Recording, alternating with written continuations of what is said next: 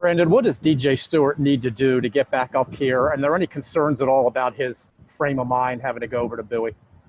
No, I think like we talked about last night, I just like to free him up a little bit. I think that he just was pressing, trying to get a bunch of hits in one at bat, and like to just see him go down there and take a lot of non-pressure at bats and work on some things mechanically without having to produce at the major league level with the stats that count. But he's got the opportunity to go down there and really work on some things and taking a lot of free at bats versus right and left, without any pressure at all. And I think that's important. I think it's a good thing for a young player. Rich Dubroff, go ahead. Brandon, with all the young outfielders that you want to look at, and maybe a few more who are currently at the Bowie site, do you think that there's extra pressure on these guys with the short season, knowing that there's great competition among them? Well, I think that they are very aware that there's a ton of opportunity here. So I know that I'm sure they feel like if they do well that they're going to stay and play a lot. And I think that maybe that's some added pressure. But that's also part of being in the big leagues. And pressure comes along with it. You have to embrace it. Some guys handle it differently. Some guys, rise up. Some guys try too hard at times. I think that's just natural human nature. But yeah, I think that everybody's aware of the opportunity that they have here. We talk a lot about it. We talk a lot about with you guys about the opportunity these guys are getting, and the same as this year. I mean, guys are up here and they play well. They're gonna continue to play, and I hope we don't put any undue pressure on them. Maybe it's just the situation that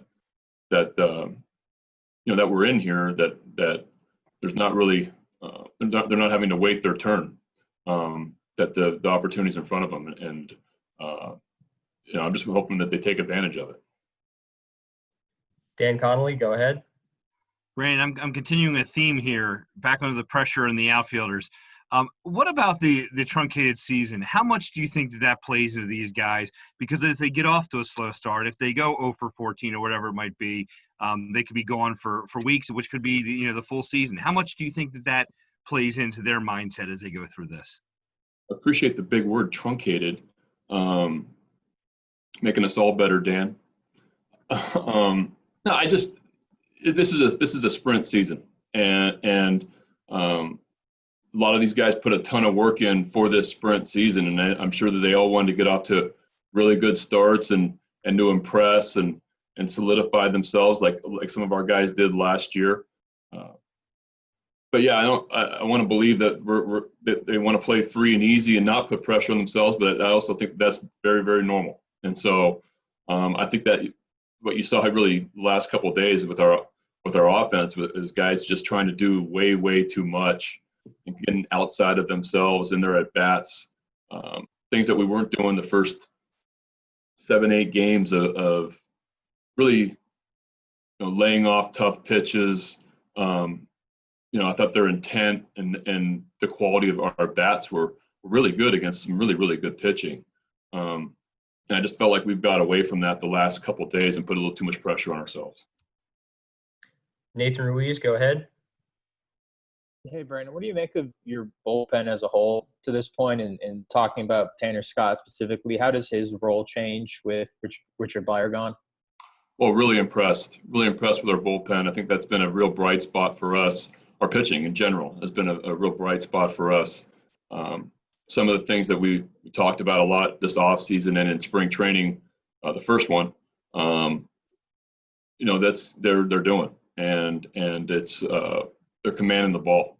And Tanner comes in last night and in a 1-run game and really has great stuff. But I've just been impressed with all of them. Evan Phillips, Tanner, Army, Souls, Michael Gibbons. Like, these guys have all done a really, really nice job out of the bullpen of not allowing free base runners and pitching ahead in the count. And credit goes to our starters to put them in that position also, where I'm not having to at this point, overuse guys or putting guys in situations that I normally wouldn't want to, which had happened a lot last year, where I'd only go in with possibly 3 or 4 guys available out of the bullpen a night. Now there's more options, and the expanded roster has helped in that also. But yeah, I've really been impressed with our pitching, and knock on wood, it continues. And actually, I do like the stuff that's down there.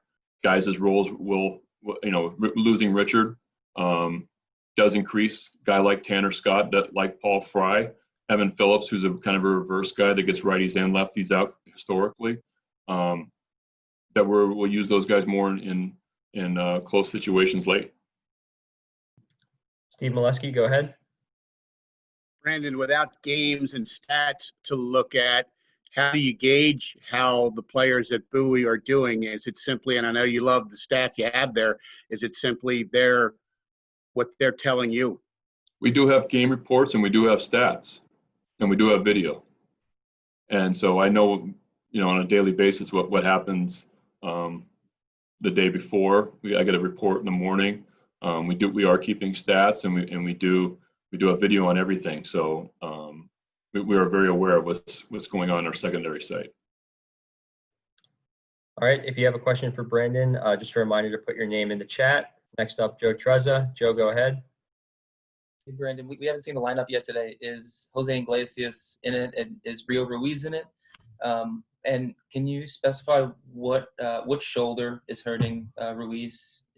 Yeah, Rio, it's his throwing shoulder. He is not in. Iglesias is in the lineup playing shortstop. How much longer an issue do you think this will be for Rio? It's day to day, hoping tomorrow or the next day.